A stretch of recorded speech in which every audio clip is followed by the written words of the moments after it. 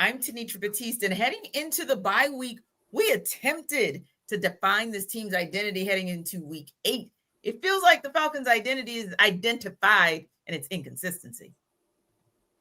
I'm Aaron Freeman, still waiting on that Michael Penix breakthrough performance on the road, and it's not going to be this week, but, we got 2 more road games coming up shortly, so maybe it'll be then. I'm Jarvis Davis, and I was hoping I didn't get to this place, but I'm upset, and we got to talk about it. ATL! ATL! Rise up, A-Town. It's the Falcons Squad. Everything Atlanta Falcons every week.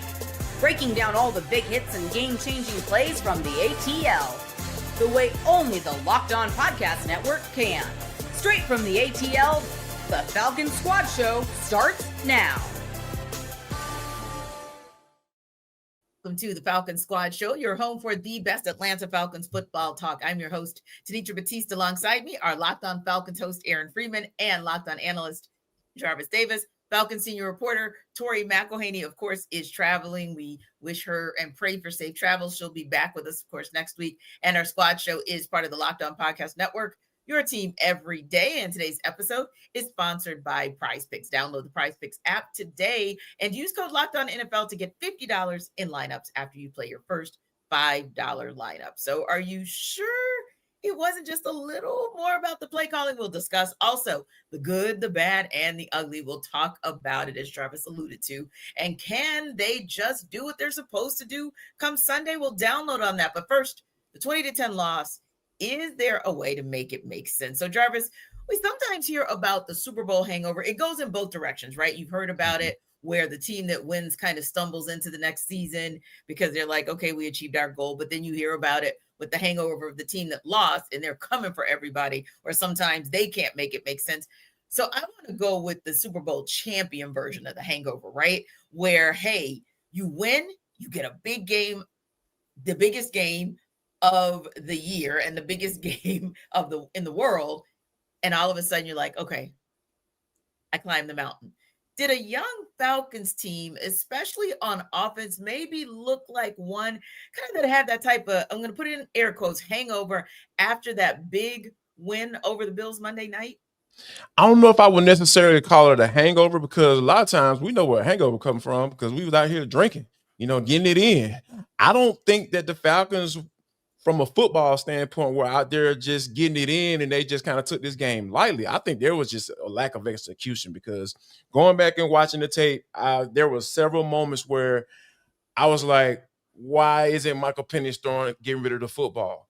There was, especially after his first read wasn't there.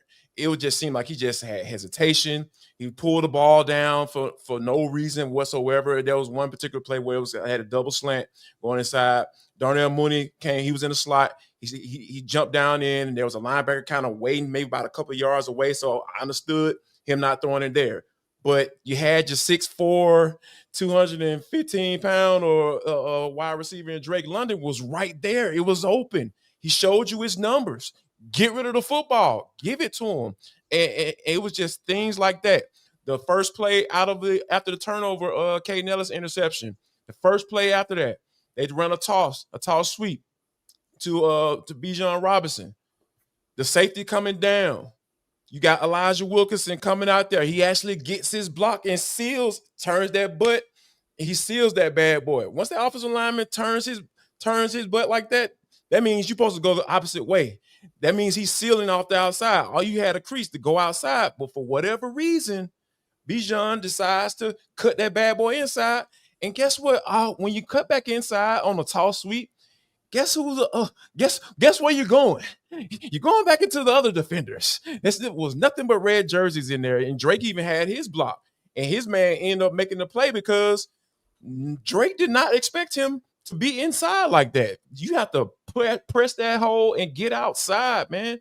Like, you can set up your block a little bit, give him a little time to get onto his block. But once he did that, he should have immediately put that foot in the ground and got to the sideline and see how far he can go. So it was just, I wouldn't necessarily say they were hungover, like, yeah, we big time now. We doing our thing. Back-to-back home games. We out here putting up points and all that stuff. I wouldn't say that.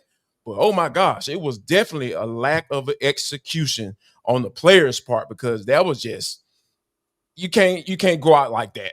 Like, you can't go out like that, not making plays when they were there. They were there. Plays were there to be made, and they did not make them.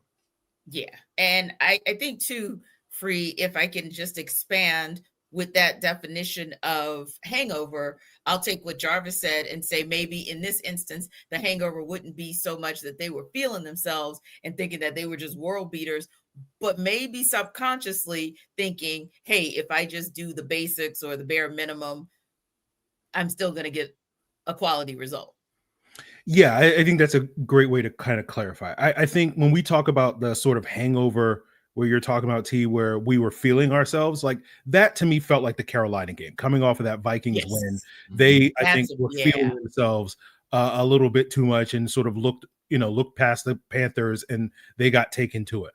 I think the difference between this game, going back to Jarvis's point, the 49ers are a good football team, right? And I think, probably from the outside looking in, maybe a lot of people overlooked them because of all the injuries, and we talked about that, and it's like, oh, okay, well, they're vulnerable, but they've been dealing with injuries all season long. Brock Purdy's been out, George Kittle's been out, but they found ways to win football games, right? They've shown a resiliency this year despite all those injuries.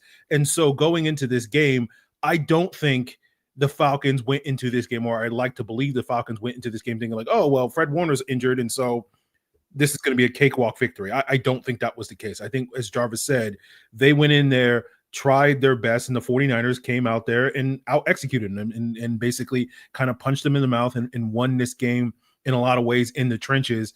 And when you do that, that leads to some of the struggles that I think the Falcons were undergoing. And, Jarvis mentioned the play where Penix had a kind of a turn down to Drake London. And I believe that was the, correct me if I'm wrong, Jarvis, that was the first red zone trip on that third down. Yes. Where they had to settle for the field goal. Yep. And it's like plays like that you sit there and you go, when we talk about, one of the criticisms of Michael Penix has been, his unwillingness to attack the middle of the field. And plays like that sort of are essentially like he's not beating the allegations with plays like that because there is that open window, and you wonder how much of last week's game, where he had those slants to Drake London late in that game and they got broken up, and one of them was almost an interception, and you're thinking, is he in his head about throwing this over the middle? That he's worried about that, and that leads to that second hesitation that you can't necessarily have in those situations where it's do or die. And obviously that not being able to get those 4 extra points plays a huge part in how this game sort of plays out over the course of the next 3 quarters. So I feel like if we're going to say there was some lingering effect of last week, it's things like that I think sort of linger into this game. But in terms of, do I feel like the Falcons took the 49ers lightly? Not really. I just kind of think they went into this game expecting, okay, we're going to go out there, we're going to do our thing. And the 49ers are like, all right, we'll see you. And, they went out there and played a better football game. Yeah, they did. And I think, to add what you're saying, and there was another play that he's just not beating the allegations, man. Tatum Bethune was not getting his drops at all. He was basically acting as a spy, essentially, throughout the game. He wasn't, because, Fred gonna get that drop. He gonna get that drop. He gonna get into his drops, and he gonna try to find something and get active. Tatum Bethune was basically just guarding grass for the most part.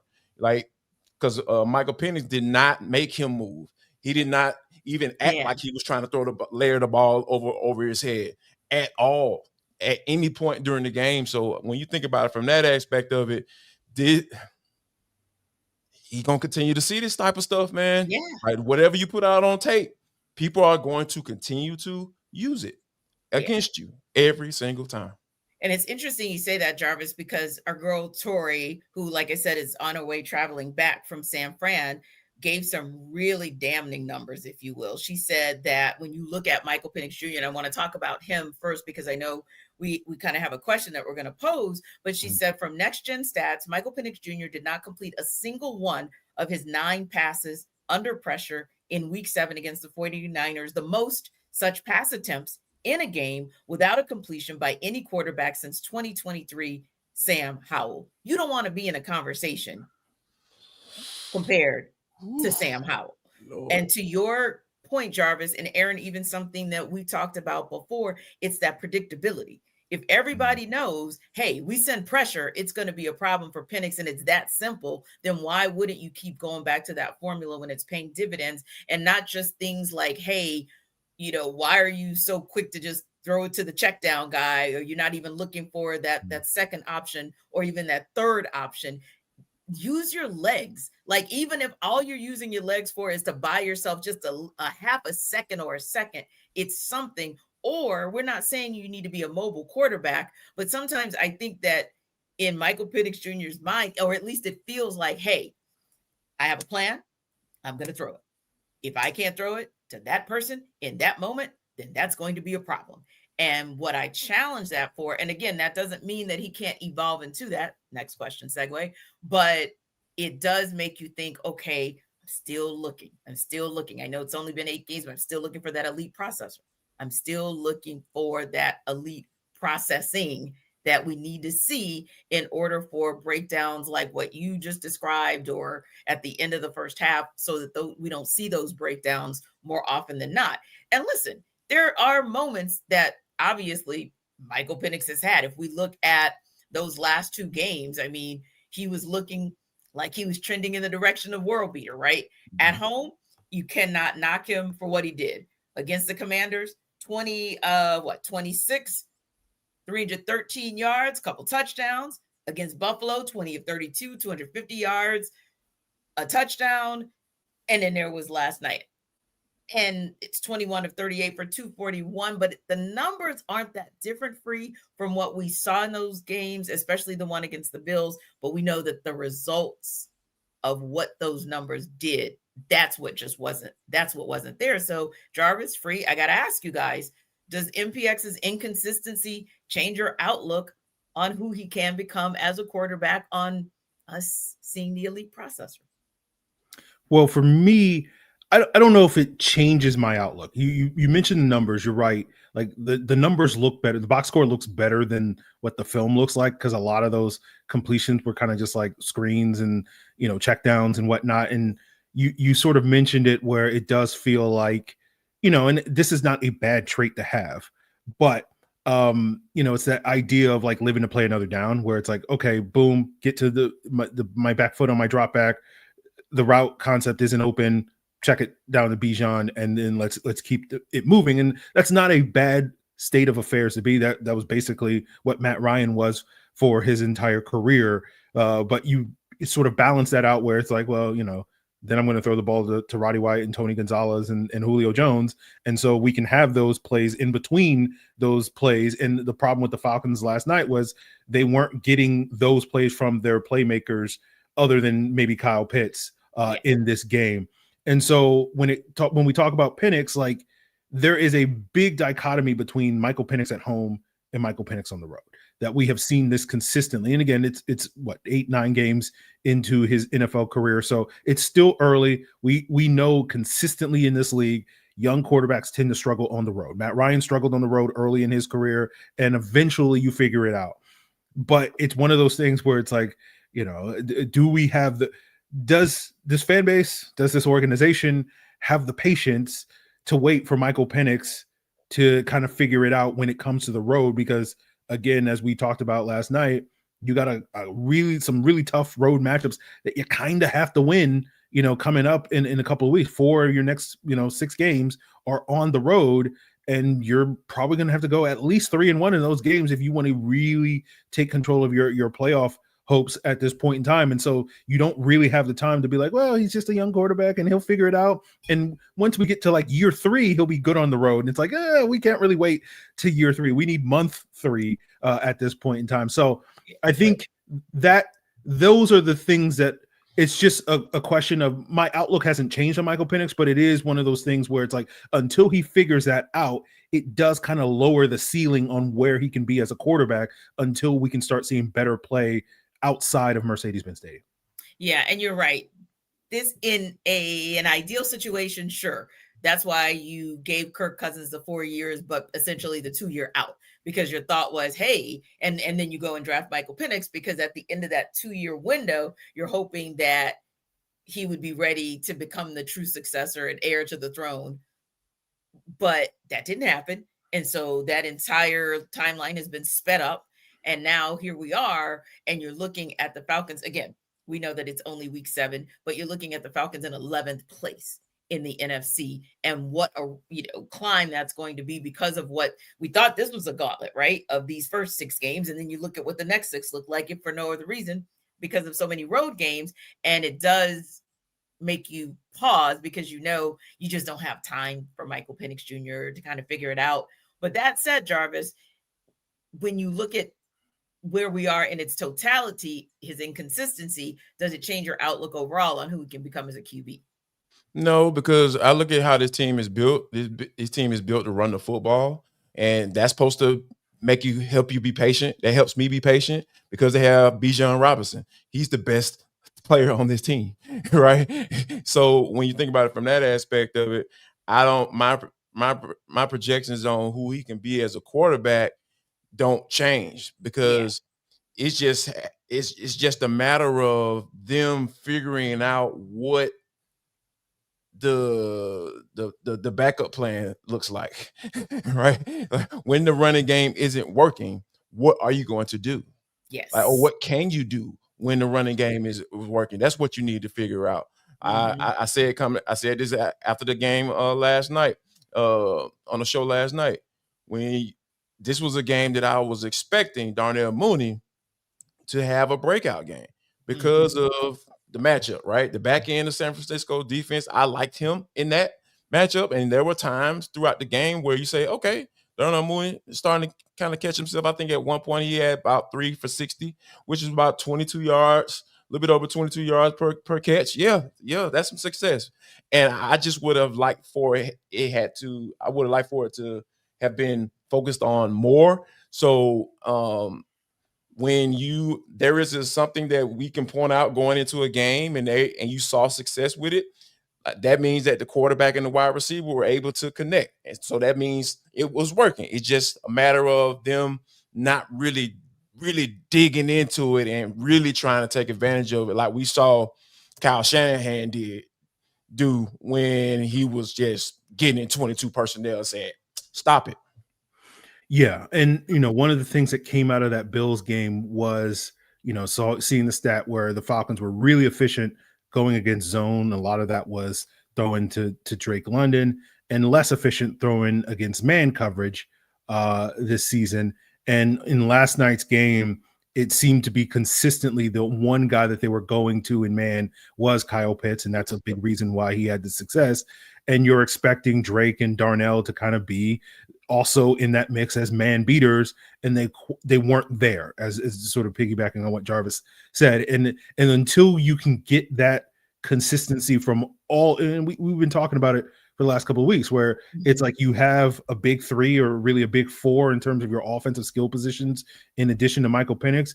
And when those guys play well, like, this offense is going to thrive. When those guys don't play as well as you want them to, this offense is going to look like it did on Sunday night. And so that's going to be the key, I think, for this team to truly unlock their consistency of, can we consistently coming off the Washington and Buffalo game, it was like, oh, it looks like they're consistently able to get the ball into the hands of their playmakers. And then it kind of stagnated last night. And it just kind of fuels that whole difference between what this team looks like when they play in Mercedes-Benz Stadium and what they look like when they play away from Mercedes-Benz Stadium.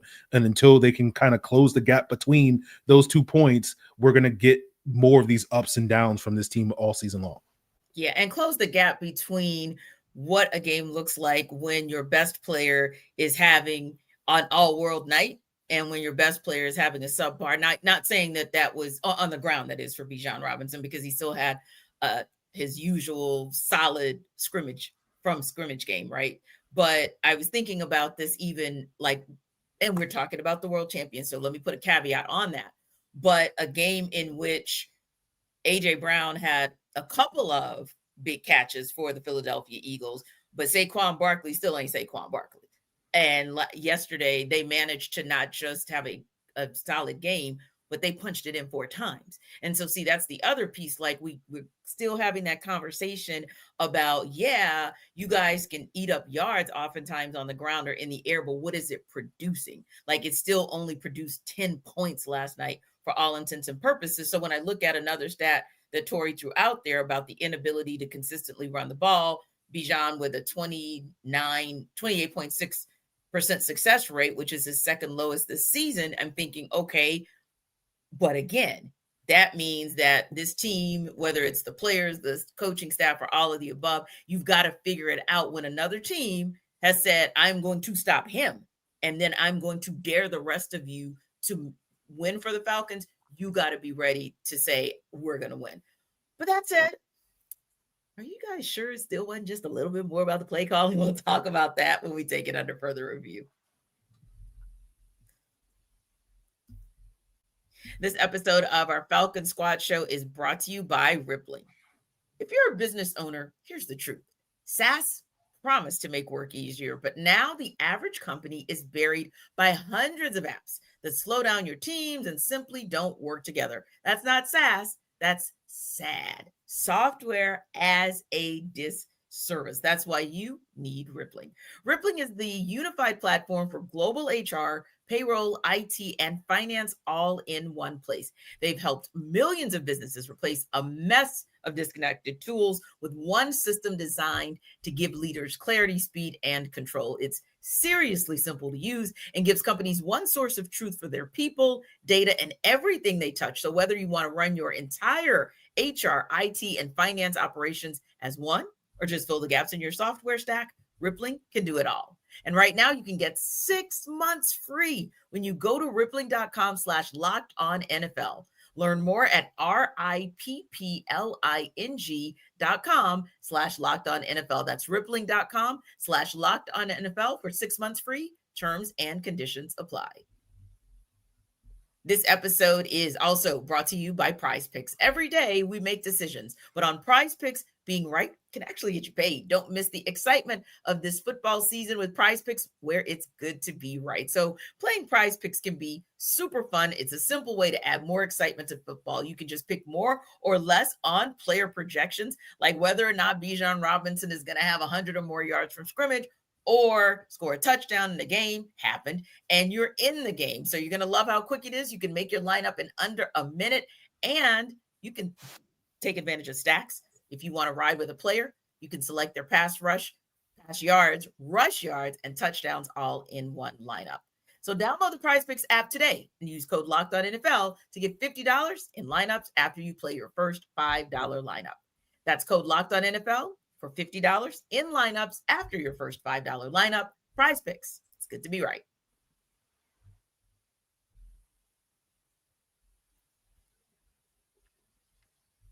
So, Aaron, I know during the post-game show, we didn't want to hang the loss all on how Zach Robinson called the game, but the Falcons couldn't or maybe didn't take deep shots on a consistent basis. They didn't work the middle of the field where, who knows, maybe they could have had some success as examples of what maybe could have led to a different outcome. But other than that lone touchdown of the night that came off the pass to Bijan, they didn't really try to get the ball to their running backs out of the backfield either. So just kind of revisiting that now that you've had a chance to kind of decompress, maybe look at some film.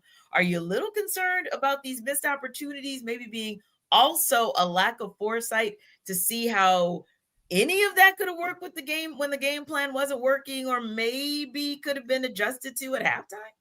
Yeah, look, I think it's more than fair to criticize some of the play calling from Zach Robinson. I think that's always going to be the case in a football game. You're always going to find some issues with the play calling, especially when it doesn't work, where it's like, well, maybe we could have done this and it might have worked. I do think the reason why I'm a little hesitant to really sort of pour gasoline on that flame is because I do think the Falcons were trying to do some of the things that they were successful at doing the last couple of weeks.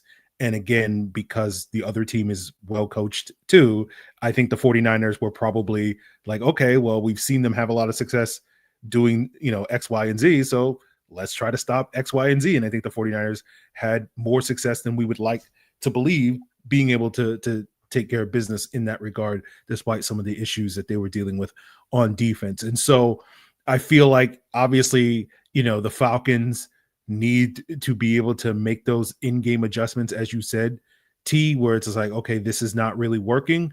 What's our plan B? What's our plan C? And that to me is where I think if you're going to be critical of the play calling, that's where I think things fell a little short, where it was like they have kind of their go-tos where it's just like, we're going to run the football. We're going to do some of this thing with Drake down the seam, and we're going to have some play action. We're going to have Bijan as a pass catcher. And then it's like, this is not working. What do we do now? And it's like, screen pass. Let's, and so like, I think that's really kind of, and when we talk about Zach Robinson and his lack of experience and not having as many reps, and like, I think those are the things that kind of fuel that sort of criticism of, you don't have this super experienced play caller who's been calling plays in the league for 8 years or however many years, like Kyle Shanahan was when he came to Atlanta, like Dirk Cutter was when he came to Atlanta, where it's just like, okay, I've been through the ups and downs. I know, like, okay, this is how we kind of get things back on track. And you're still going through that learning process with Zach Robinson. And so I think it's more than fair to criticize him at this stage. He still looks like a young offensive coordinator at time, an experienced offensive coordinator at time. And I think this game showed some of those weaknesses. But, I do feel like there has been significant progress the last couple of weeks, but unfortunately it felt like it kind of hit a wall on the road against the 49ers. Yeah, and I think that's fair to say that if we had to hang our hats on something, Jarvis, it's probably just the inability to kind of make adjustments, to kind of see what's going on in the game real time, and then to be able to say, okay, we're going to have to reset, because clearly you almost have to throw our full game plan out of the door, especially at half, and see if maybe we can reset in second half. And you did see a little something that worked in the beginning of the second half, but if we're honest, you got to give half the credit to only having to go half field. I mean, if we're being honest, right? So if we're looking at the rest of the game, where maybe you had to go 3/4 or almost the full length of the field, and then you've got to go into the full-on toolkit, that's when it looked a little bit different. And that's when it started to show like, hey, maybe those things that you would do if you were a little bit more seasoned, maybe that it's kind of showing itself in that the adjustments just weren't there. Yeah.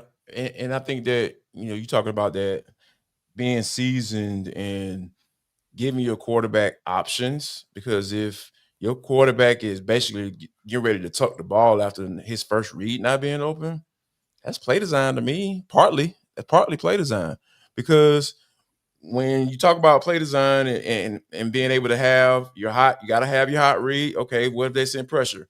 Okay, I know exactly where I'm going. If they send if we're outnumbered, right? If a free rusher coming, I have to know where I'm going with the football. Yes. And then you have to have your intermediate, right? You have to have your intermediate routes. There was one particular play, and it just looked like it was Drake, Darnell, and I feel like it was Casey Washington. All those guys looked like they were just running off. They were just doing runoff, like clear out routes. I'm just like, what is going on? Because a lot of times when you have that play call, you have someone coming underneath, right? So you can say you want them to draw away all the underneath coverage, and then you have your guy coming underneath and getting the ball, and they can go to work. But it wasn't set up like that. All they had was Bijan going out into the flat, and he had basically kind of just, cut the route off, and it was nothing. There was nowhere for Michael Penix to go with the football. It's stuff like that happened often. So when we talk about play calling and all that stuff, like, yeah, the plays I feel like are okay, but it's all about design at this point, because like you said, you're in your second year as a play caller. You have to make sure that your quarterback is being set up for success. If you don't have those things, like I mentioned, the check route, the hot read, what's my hot read? What an intermediate route going? Like if they're in this particular coverage, I know that Drake is going to be open if he's running this dig. Like those are the type of things that need to be conversed about leading up to, this game. Now, Darnell Mooney did say that he didn't expect that Salah was going to throw that much man coverage at them. But however, when you have man coverage. Right. I know when I got man coverage on Madden, hey man, look, I know exactly what I'm about to do. Either I'm running a go or I'm running this slant, baby, because I know because you have to know your personnel. Yeah. You got Kyle Pitts, you got Drake London, you got these big body wide receivers. If they're locking up and man, you know that before the ball is snapped.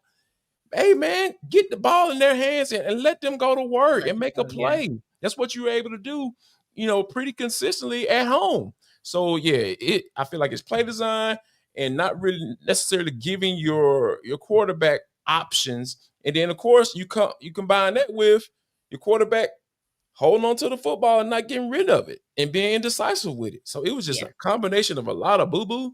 And I think that, it came out. Yeah. Yeah. And I do think if you know your quarterback's tendencies, right, then I think at this point, although you only maybe had 3 games with him officially last year, as far as like real-time game experience versus just maybe working with him through camp and the like, but at some point you kind of know, okay, he has a tendency that if he sees pressure coming, this is what he's going to do. This is going to be his reaction. So my goal is maybe more mental than anything. How do I help my quarterback get over those mental humps of it? And maybe to your point, that includes design. So, okay, MPX, Mike, let's go through this. 49ers, they're going to bring pressure. Yeah, we're thinking they're going to play a zone, but what if they come man and what if they bring all the pressure? What's our first answer? What's our second option? What's our I think that's a kind of conversation that at this point needs to be had, because you kind of know what it is that his tendencies are as far as like when he gets himself into a particular kind of, we'll say, in situations that he can't easily bail himself out of. We'll say it that way. Real quick, I wanted to ask you guys as well, if we're being honest, taking nothing away from what Christian McCaffrey was able to do with his success on the ground, but you got to think about this. George Kittle is back. He wasn't 100%, but he was back enough close to 100% to have made an impact in the game the way he did. But take the O-line for the 49ers out of it. Think about George Kittle and what he was able to do to get McCaffrey free. I was just thinking, after you had a chance, maybe free to, again, process it. Again, Jarvis, look at the film. Was there anything that you saw, anything else that you saw as to why, not named Elijah Wilkinson, Jarvis, anything else that you saw that maybe was a reason for why Bijan was having the struggles that he was having in running the ball? I think that they just attacked that zone scheme. They know that the Falcons were going to stick to their outside zone, and they never had a counter for it. I think that we talk about how Kyle Shanahan, on this show, on the Falcons Squad, about how he's evolved as a play caller. Yeah. Like back in the day, sticking that bad boy, that play action and sticking the ball in the stomach, coming out of that bad boy. Yep. Outside zone scheme. Yep. That's what he's going to do. And you're going to have to stop it. What did we see that he was doing last night? Gap schemes, counter, coming. George Kittle was an extra offensive lineman. Yeah. He was absolutely just mashing on from a blocking standpoint. So when you think about it from that aspect, I just really feel like this game right here really opens some things up to say, all right.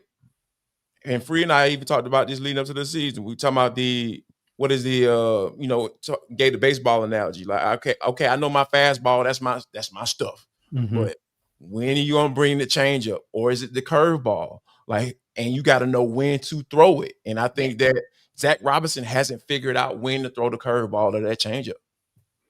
Yeah, I think that's a good way of putting it. And it speaks to the larger conversation we're having, where it's just like, you have a plan A, and when plan A isn't working, what is your plan B? What is your counter? What is those types of things? And that's something that the Falcons still need to figure out.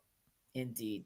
They need to figure that one out. So the good, the bad, the ugly. Yes, fan base, we will try to find the good. We'll unpack that in next up. This episode of our Falcons Squad Show is brought to you by Mazda. Mazda crafts cars for those who do more than simply move. Mazda delivers confidence with every ride with more IIHS top safety pick plus awards than anyone else as of August 2025, from footwork to breathwork. Athletes sweat all the details. So Mazda brings this same intention to how we craft every model, and you can make everyday drives feel like anything but, from smooth handling to intuitive controls. And with all-wheel drive standard in every crossover SUV, you can drive with confidence through almost any season, and you can feel Japanese craftsmanship in every detail, from the metallic accents to available Napa leather upholstery. So like our players, we sweat every detail, because when you make every move count, impossible becomes irrelevant. Mazda, move and be moved.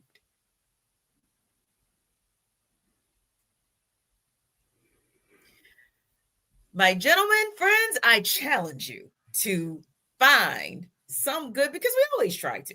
Now, that doesn't mean that we're not going to call out some bad and some ugly that maybe we saw in last night's game, but we'll try to start this one off on a positive note. Jarvis, give me something good that you saw last night. Zach Harrison, come on now. Like that, this is an easy one. The way he was playing last night, that was the only defensive lineman that I can give like a strong kudos to you, sir, for going out there and stepping up and playing your game and being a guy to get off blocks, get penetration, get upfield, because once Christian McCaffrey was pretty clean when he got the football, for the most part. But you did see Zach Harrison make the TFL, make that big play, and drop him down for like a -3 or 4. Those are the plays that you need. First play of the game, when they're out there, you sack Mac Jones, you put him on his back, like immediate, quick slap rip, get down there, get downfield, get flat. Put your hands on that quarterback and don't let him go, and put him on the ground. So that was my good for sure last night. I love to see how Zach Harrison has developed as a player. Now, albeit it was he's been slow with it a little bit for a lot of people, but I feel like, there are different factors that come into play when you talk about why he's been slow to develop. But now he's in the right system. He's the right fit for what Jeff Ulbrich is trying to do. And you saw that come out last night. Yeah, Zach Harrison, 4 tackles on the night, the only sack of the night for the Falcons, the one that you mentioned that started the game. 2 of the tackles for loss, that the team had only 1 of the 4 QB hits on the night. So yeah, solid night from Zach Harrison indeed. And what about for you, Free? Give me something good from last night. I apologize if this comes off as too cynical, but Kyle Pitts was one of the good. And if you're Kyle Pitts, you're like, hey, I'm in a contract here. I did my job, guys. Like, I don't know about the rest of this team, but like I went out there, I was beating man coverage. I'm off to the best start of my career so far. So, I don't know if it's going to be here in Atlanta or somewhere else, but I'm trying to get paid this year. So Kyle Pitts, hey, keep getting them checks. I don't know who's going to give you that check. Someone's going to give you the check based off how you're playing this year. But that's a good thing if you're Kyle Pitts. I don't know if that's a good thing for the team when only Kyle Pitts is the guy that shows up. But hey, Kyle Pitts was good last night, I thought. Yeah, because he, of course, with Drake London, both had 10 targets, but Drake only 4 receptions, Kyle 7 for 62 yards, averaging almost 9 yards per catch. So yeah, a solid night from Kyle Pitts as well. And like you said, we don't know what it's going to bring for the future or for the long term, but at least maybe for this season, the Falcons can benefit off of it somewhat. It's just the hope is that they start benefiting and getting into the end zone with said Kyle Pitts. All right, Jarvis, we spent about 3, 4, 6 minutes on the good. We tried. Now it's time to get back to the real, the bad of last night. Oh, and hold your strong comments for the ugly. So remember, we still got that. So just going with the bad, and we're going from top to middle to oh boy. I guess I'll go with my bad for it has to be Michael Penix, because that was kind of frustrating to watch. When you think about just going back and looking at the film and you kind of trying to see what he saw on a particular play. Like that, I go back to that play that I talked about had the double slants. Like I said, first read not there. Cool. I understand you're not making that throw. But that second one was there. It was there. Because guess what? Darnell Mooney basically held that linebacker. So it was free space. It's free willing. Get about a Drake and let them work. And those are some of the things that you have to be able to hit those. The OC should not have to tell you to, hey man, if it's not there, go here. No, you're supposed to be able to see that because you see the play. You know what route he's running. You know the timing of the play. You know you have to get it off, and especially if it's the way this team is built, you got these big body people catching the football for you. So yeah, the percentage of the percentage of the pass type of pass that you throw can be low, and it can still be a completion. And they can make you look good. And Drake has made you look good this year. So yeah, I feel like I have to go with, when you're talking about bad, I felt like that was really bad. And I think that, he's a young quarterback. I understand that, but these are the simple things simple plays that you're going to have to make when you play good football teams. Good football teams are going to force you to make offbeat, off path type things. Like your first read is not going to be there for good teams for the most part, right? So you got to know what you're going to do when that second read has to come up, because tucking the football and taking the sack, that's not an option. It can't be an option, especially when your play caller dialed it up for you.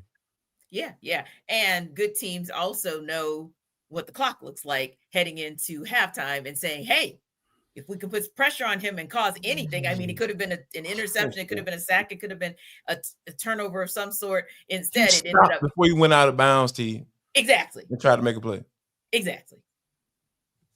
That part.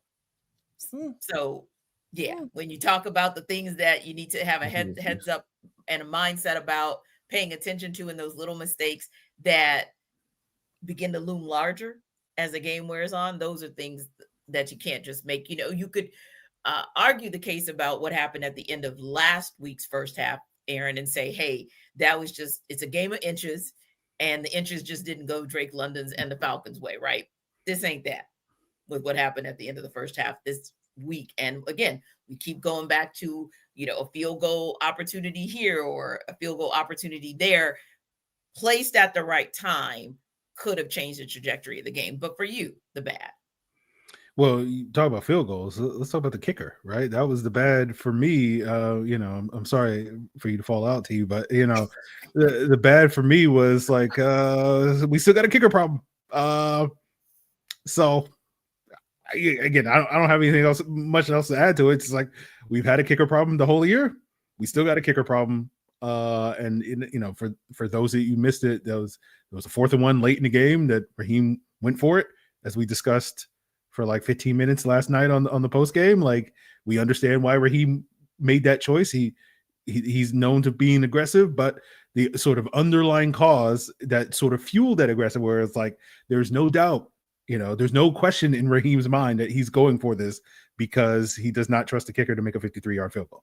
And so that, to me, the fact that we're still in this space, and it doesn't feel like, again, call me a pessimist, call me Mr. Negativity, whatever you want to call me, but it doesn't feel like we're going to get out of this space anytime soon until John Parker Romo or somebody else comes in here and just starts making kicks.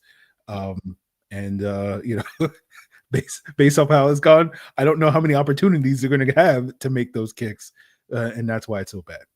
Yeah, indeed. So, yeah, I forgot to give my good, which would be Jamal Agnew, for obvious reasons that we already talked about earlier in the game. But I think for the bad, Elijah Wilkinson, I got to just say, that was tough to watch. That was tough to watch. And I think, too, and sometimes it's just, a matter of kind of like where you are in the game and kind of what the game is dictating, if you will. But I think, too, it's par for the course, but you also have to get away from some of those penalties and some of those ill-timed penalties as well. And it was only 6 for 43 yards, but again, in a game where it's tight, there are opportunities there to keep it tight or for the game to break loose, and you just got to be careful with that as well. But guys, what was ugly about it last night? Jarvis, what was ugly? This one right here touches my soul. When I turned on that doggone tape, free, and I just saw defensive linemen just getting washed down on the other side of the play. They line up on, let's just say they line on the defensive right side. By the end of the play, They want a defensive left side. That ain't cool. That's not supposed to happen. A man's not supposed to move you like that. I'm sorry, you're in the NFL. Yeah, there's a lot of stalemates for the most part in the run game, from that standpoint. Like when you get washed, I'm gonna say like the old folks used to say, when you get washed down like that, that's ugly. You're not supposed to get moved like that. It just not supposed to look like that. And I saw that too many times, especially in the run game. Christian McCaffrey just had his pickings of where he wanted to go. And I think that was just such a. Can I add one more? Yeah, an honorable mention for ugly. I mean, it's Manic Monday, so yeah. Free, don't look at me like that. You know what I'm about to say. Jesse Bates. Jesse Bates. There was this one particular run play. It was a counter. He was already down in the box. So wait, Jarvis, can I ask you a question? Yes. So is this from last night, or did you take one more look at it with Jesse Bates? This is more. This is more. This is a continuation from last night. I got you. Like it wasn't what I saw with the missed tackles, none of that. Oh. This is just football 101. I'm questioning that right now. Like just for this on this particular play, it was a counter. Mac Jones had handed the ball off to Christian McCaffrey. Christian McCaffrey is making his way up through the line of scrimmage. Mind you, Jesse Bates was already in the box. So more than likely, Jeff Ulbrich probably thought it was going to be a run.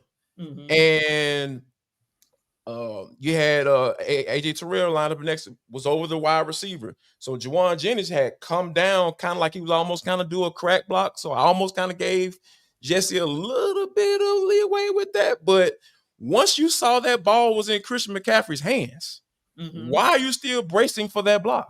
Yeah. Why are you still bracing for someone to come hit you as if you're going to have to fight over the top of that block to try to get outside because you think the player is going outside? I don't understand that.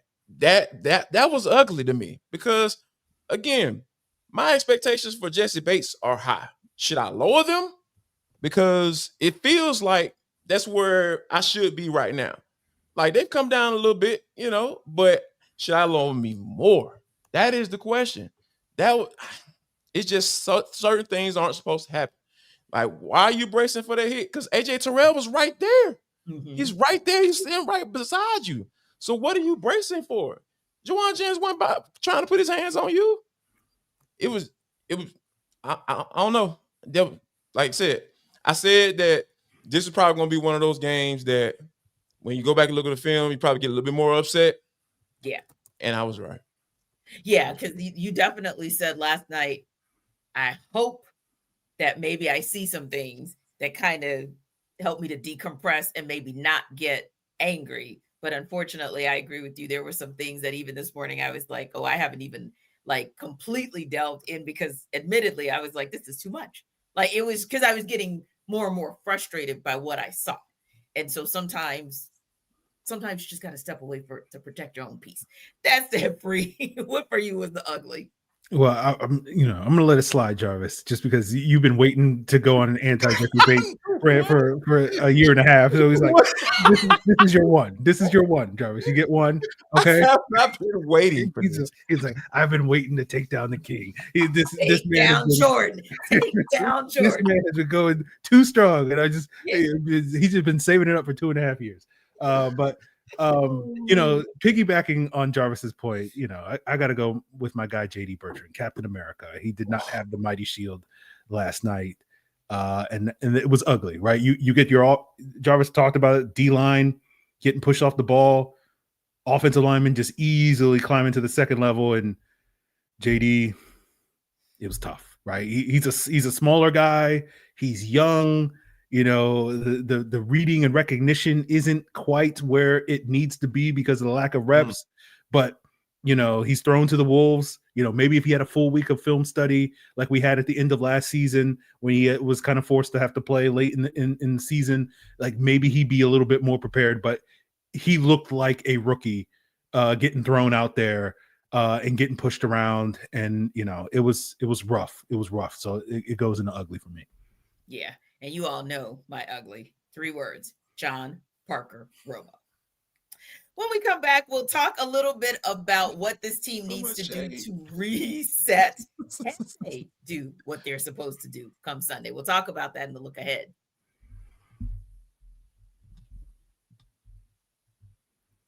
This episode of our Falcons Squad Show is brought to you by FanDuel. The NFL season is here, and FanDuel has an offer you don't want to miss. Right now, new customers can bet just $5 and get $300 in bonus bets if you win. That's right. Pick a bet, put down $5, and if it hits, you'll unlock $300 in bonus bets to use across the app.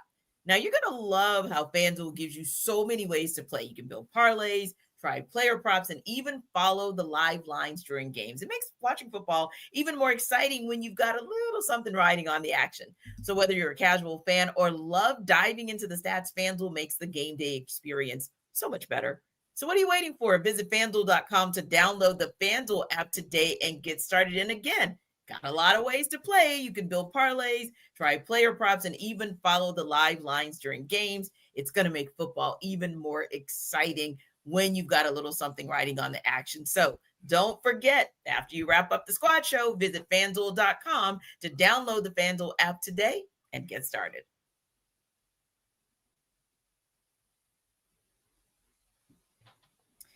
So guys, with this team heading into week 8 at 500, let me ask before we start talking about the reset, are we back to feeling, Jarvis, like they're the team that loses when it's supposed to lose or win, and then the team that wins when it's supposed to lose? Because I don't know, it kind of, I think that might be a PTSD type of reaction that people are having, but understandably so.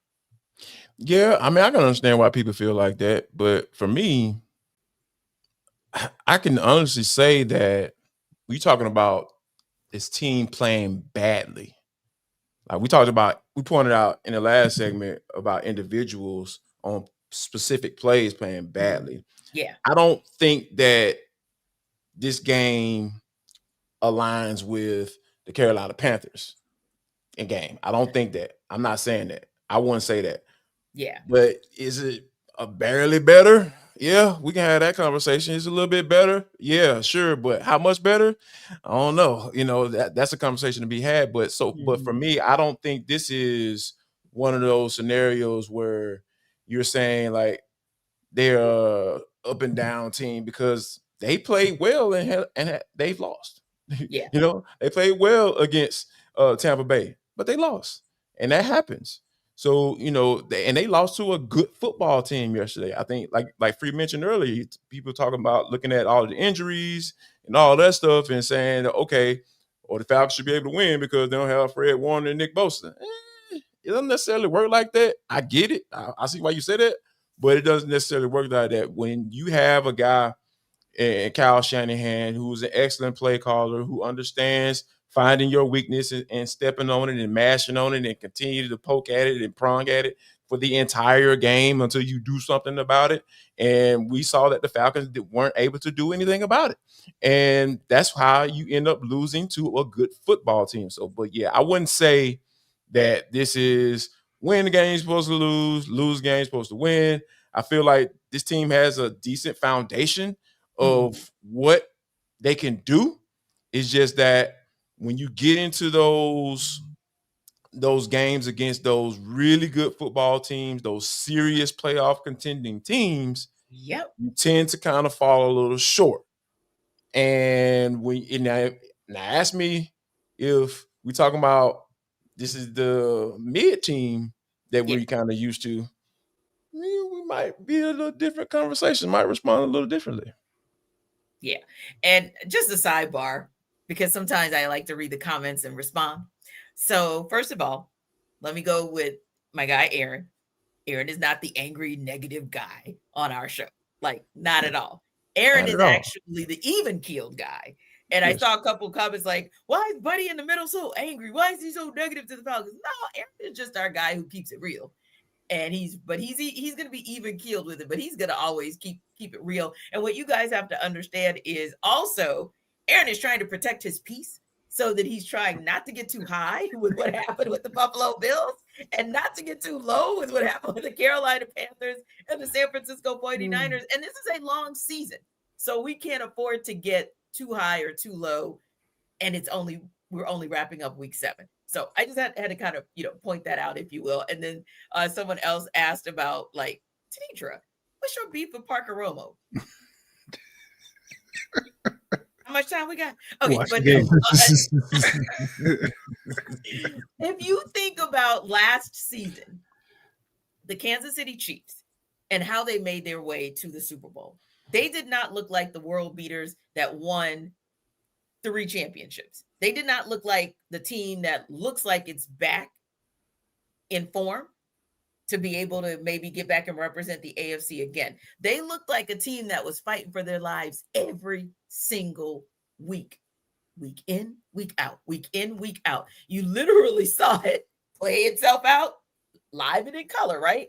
And so every week for the Kansas City Chiefs in 2024, it was like, oh snap, it's about to happen. Like they're they've been walking the tightrope, walking a tightrope, and then all of a sudden the season ends and they're 15-2. And they have an opportunity to win 3 Super Bowls in a row. Why? Because good teams have somebody that can close out. They have the ability when a game is that close to say, I know that my kicker, regardless of how you might feel about said kicker for that team, they know that their kicker is one of those guys in the NFL who can actually win a game for them. So that's my challenge here.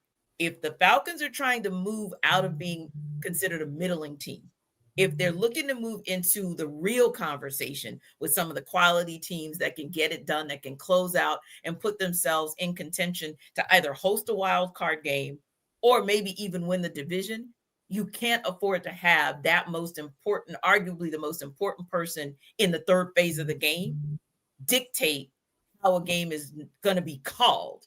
That's what happened one time last night, maybe even more in the back of Raheem Morris's mind or in the back of his head, but we just never got to that point because maybe a drive stalled or something to that effect. It's not personal with me, with Parker Romo. What is personal is watching a team that we want good for. We want to see them succeed. We believe they have all the elements on offense. They were walking into this game, number 1 in offense in the NFL in rushing, number 1 overall defense, and then it falls off a cliff. That's a concern for me. That's a problem for me, because that's how you're also falling off a cliff in your own division, looking up, staring up at the Panthers.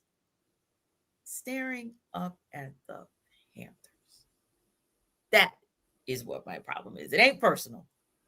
It's just business that I don't like having to look at and talk about each and every week. Okay. Free. I mean, I appreciate what you said earlier, T. I live for weeks like this, right? Because like my thing is like, don't get too high off of the wins, don't get too low off of the losses. And people were very high off of the Bills win. Understandably, it was, again, as we said, all Blue magic high. Magic high. It was the best win the Falcons have had in a very long time. And so I understood why people were high off of that win. And you have every right to, ride that wave for the 4 days, but don't let that bleed into the next week and go like, oh, well, if they beat the Bills, they should roll over the 49ers. And like, that's what as you said, T, like the season is a marathon. It's not a sprint. And like, as you said, like I try to stay even keel. It's like, okay, they're probably not going to play as well as they played against the Bills on the road, because this has been a consistent issue with this team. They're facing another tough opponent on the road, so they'll probably come back down.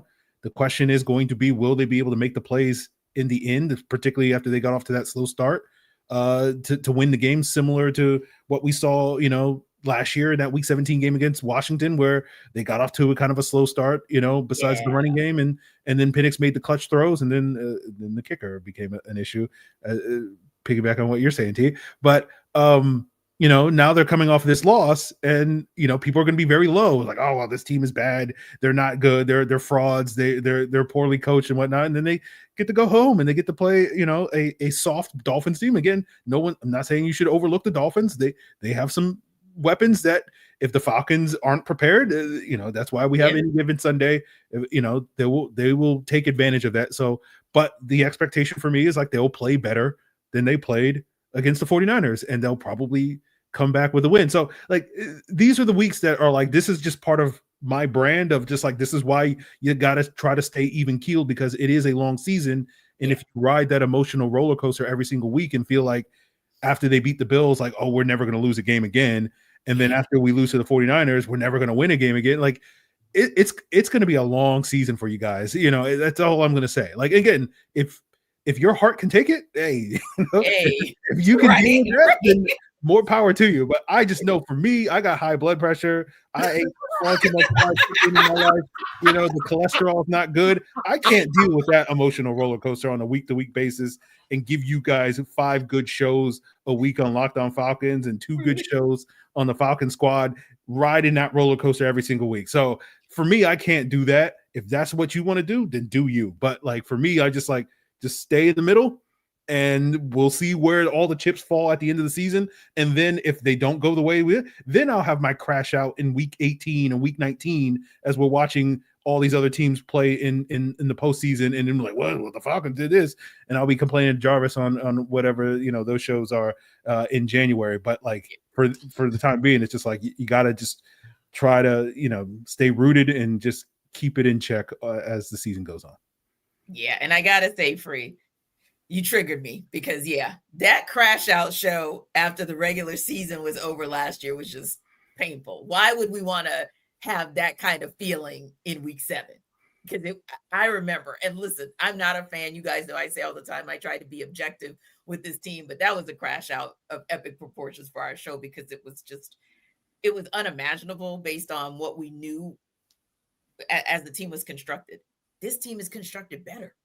So in week 7, we're going to find a way to be even keeled, because there are 11 more weeks total to make it happen. And you got to hope that there's going to be some type of reset for this team, and that, yes, come Sunday, they're actually going to win a game that by all stretches of the imagination, they should. Thanks to our everydayers for making the Falcons Squad Show your first listen of the day. Be sure to stop by Locked On Falcons with your host, Aaron Freeman, as your second listen, and catch Jarvis as a frequent contributor for Locked On Falcons. And of course, check out Tori's great work at AtlantaFalcons.com. We'll see her next week, and we'll see you next time.